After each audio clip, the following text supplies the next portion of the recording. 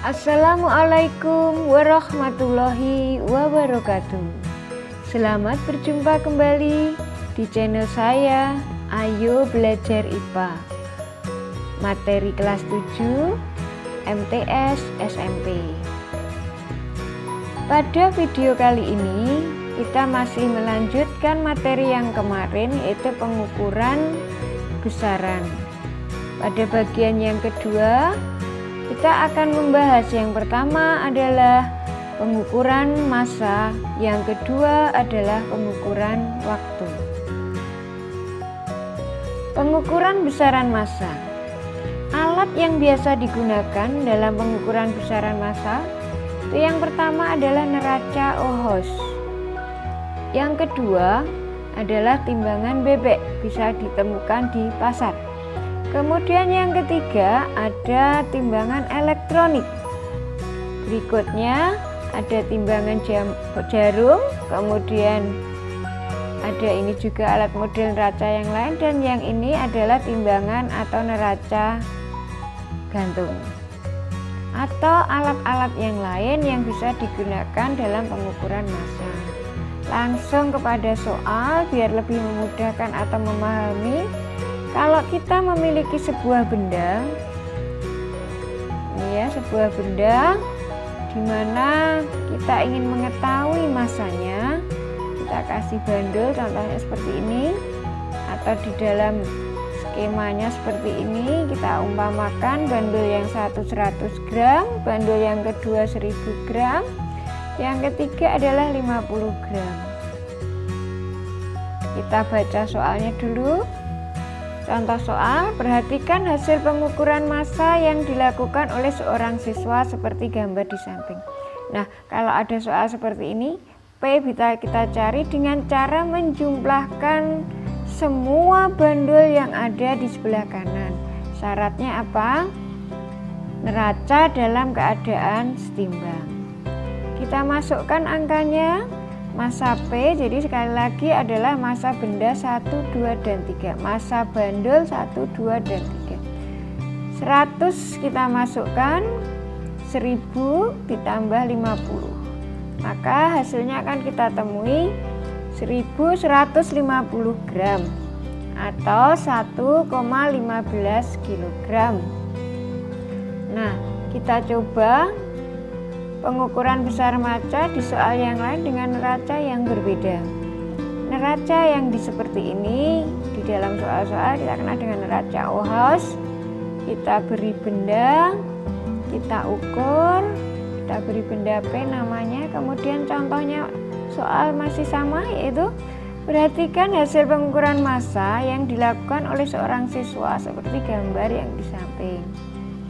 Untuk neraca Oahs yang kita baca adalah skala yang ada di sini. Ada 3 macam skala. Kita gambarkan di bawah. Skala yang di sini adalah ratusan, skala yang tengah adalah puluhan, dan skala yang di sini adalah satuan. Sama, massa P itu adalah jumlah dari ketiga skala ini.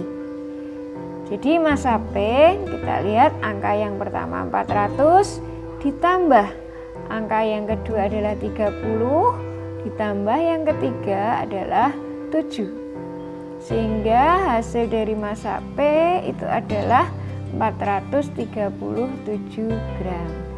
Ini beberapa soal untuk besaran massa bisa kita gunakan untuk meningkatkan pemahaman neraca.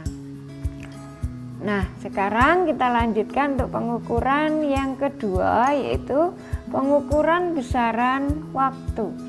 Alat yang digunakan itu biasanya ada stopwatch, ada juga jam atau alat-alat yang lain. Pada video ini kita langsung menerapkan soal dengan menggunakan stopwatch. Stopwatch itu kalau kita amati berdasarkan gambar, itu akan ada lingkaran kecil yang di tengah, itu ditunjukkan oleh panah merah. Itu menunjukkan menit. Kemudian ada lingkaran yang besar, di situ ditunjukkan dengan panah biru, itu menunjukkan sekon. Ingat sekali lagi, skala yang besar yang panah biru menunjukkan detik dan skala yang kecil di lingkaran yang kecil ditunjukkan dengan panah merah menunjukkan menit. Oke, sekarang kita coba untuk penerapan soal.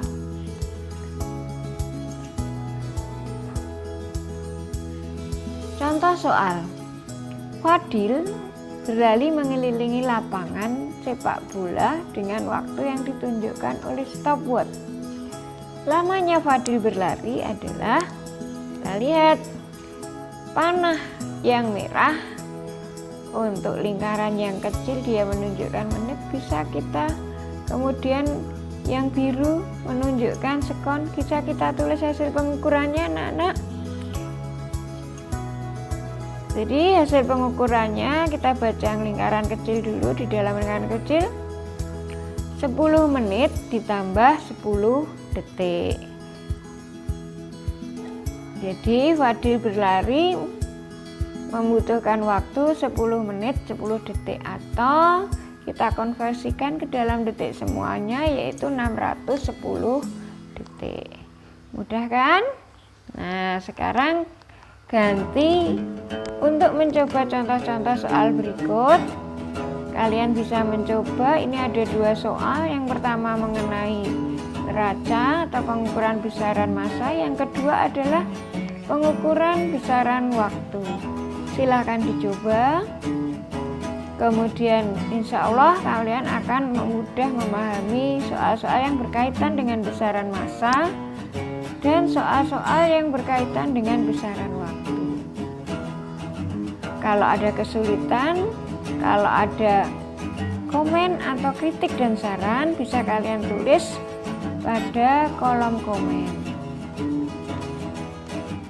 Di kolom komen kalian nanti bisa tuliskan apa yang jadi kesulitan kalian atau untuk perbaikan video ini untuk berikutnya. Dan oke, terima kasih atas pembelajaran yang kalian ikuti melalui channel ini, channel Ayo Belajar IPA. Jangan lupa klik subscribe, like, and share.